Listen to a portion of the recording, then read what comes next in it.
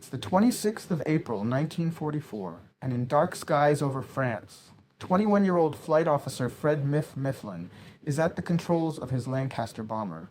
He is in one of over 200 bombers in the air tonight to take out critical targets in Germany, and German radar knows they're coming.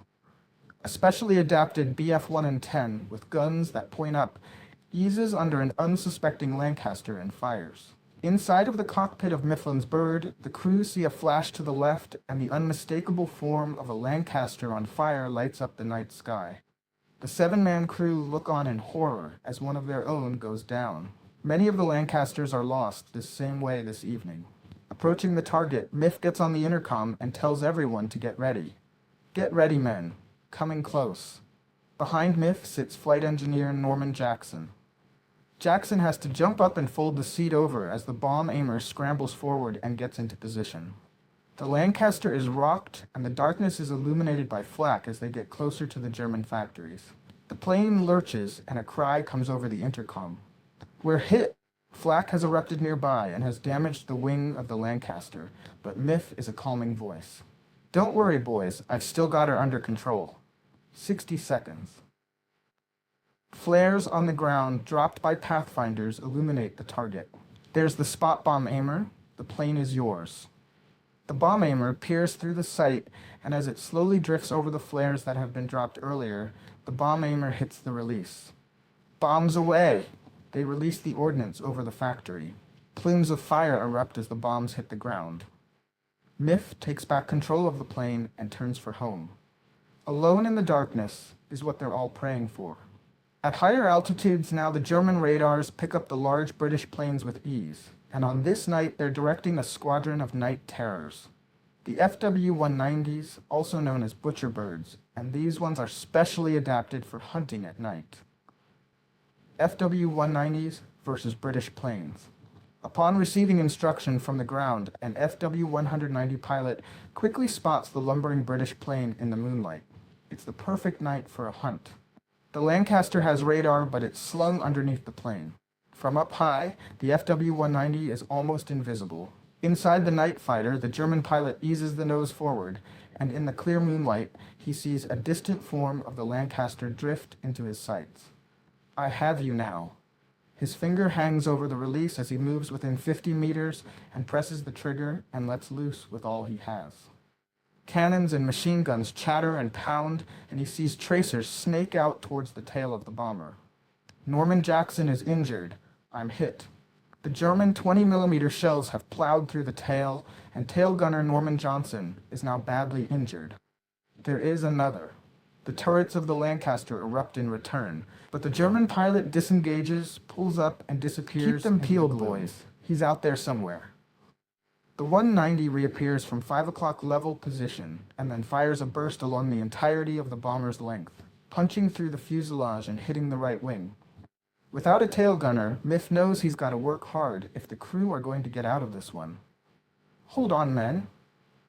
He pushes a massive bomber into a dive and a turn, performing a corkscrew maneuver through the air in an attempt to throw off the 190. Mifflin is a great pilot, but the 190 is an incredible piece of machinery, and against the Lancaster, it can easily keep up with its superior agility and speed. The 190 follows firing all across the aircraft. The plane is on fire.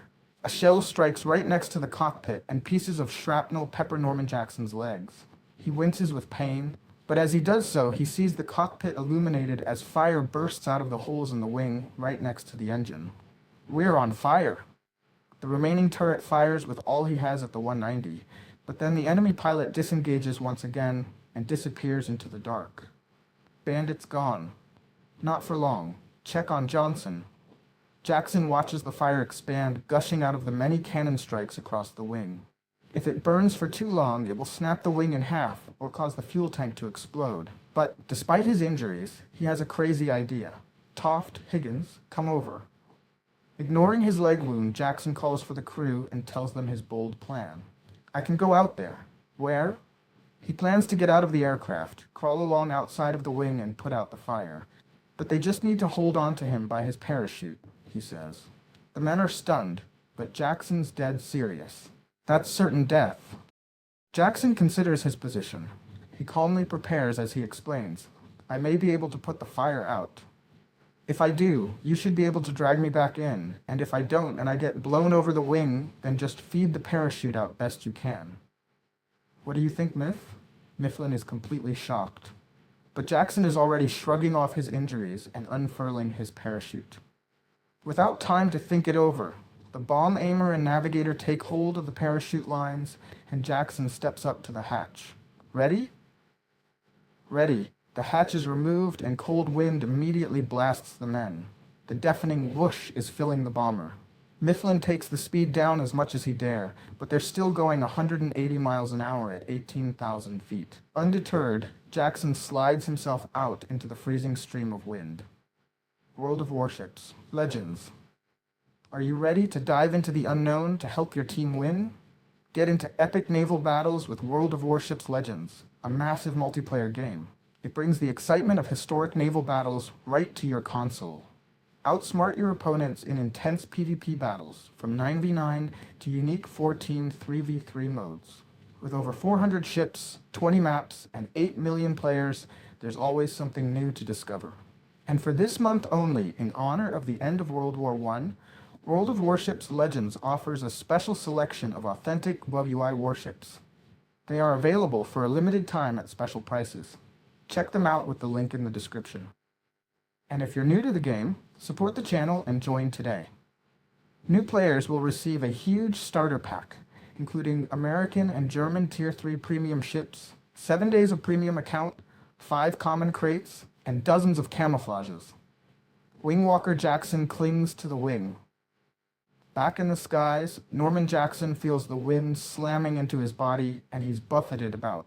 He's carrying an escape axe, and he rolls and pierces the back of the axe through the aircraft's skin for support as he fully emerges from the crew compartment, hanging on for dear life. The crew slowly feed out the parachute as Jackson stretches down for the wing, the fire illuminating the path. With a colossal effort, he makes his way to the leading edge of the wing. He grabs onto the wing's leading edge and shuffles over towards the fire by hand and axe. Fueled by adrenaline, he gets up close to the fire.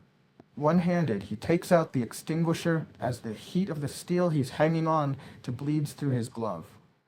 He takes the extinguisher, shoves the nozzle through the cannon strike, and squeezes the handle.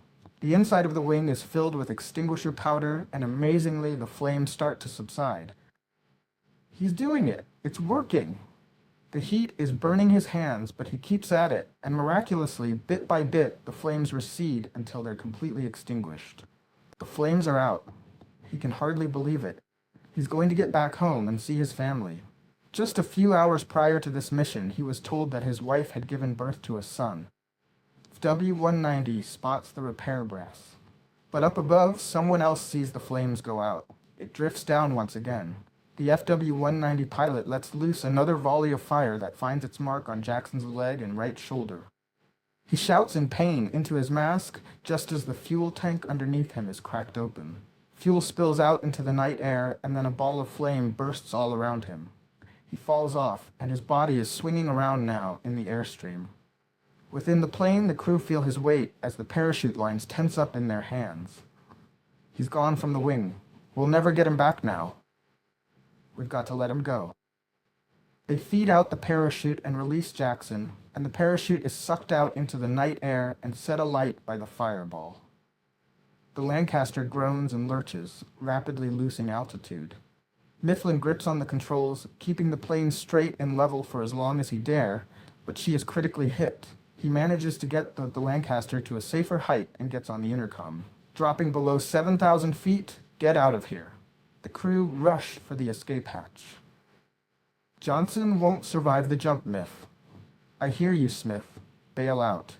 At the rear of the plane, Smith is forced to abandon the critically wounded tail gunner and joins the rest of the crew as they jump out into the night. They free fall for a moment until their parachutes blossom. In the distance, their flaming Lancaster loses control moments after they jump. Mifflin tries to crash land. Mifflin can't abandon the tail gunner, Norman Johnson. They are close friends.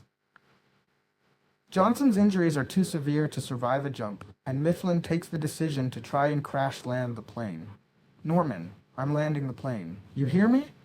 I hear you, Miff. I'm here, and we're gonna crash land. Do you hear me? Okay. That act was not to succeed, and both men lost their lives. A flaming parachute wheels and flaps in the night sky with Norman Jackson attached. Incredibly, he's still alive. The ground approaching rapidly until Jackson hits the ground. Jackson hits the ground hard. Smoke is still coming from his charred flight suit. He's in terrible pain, but he's alive. Bushes broke his fall.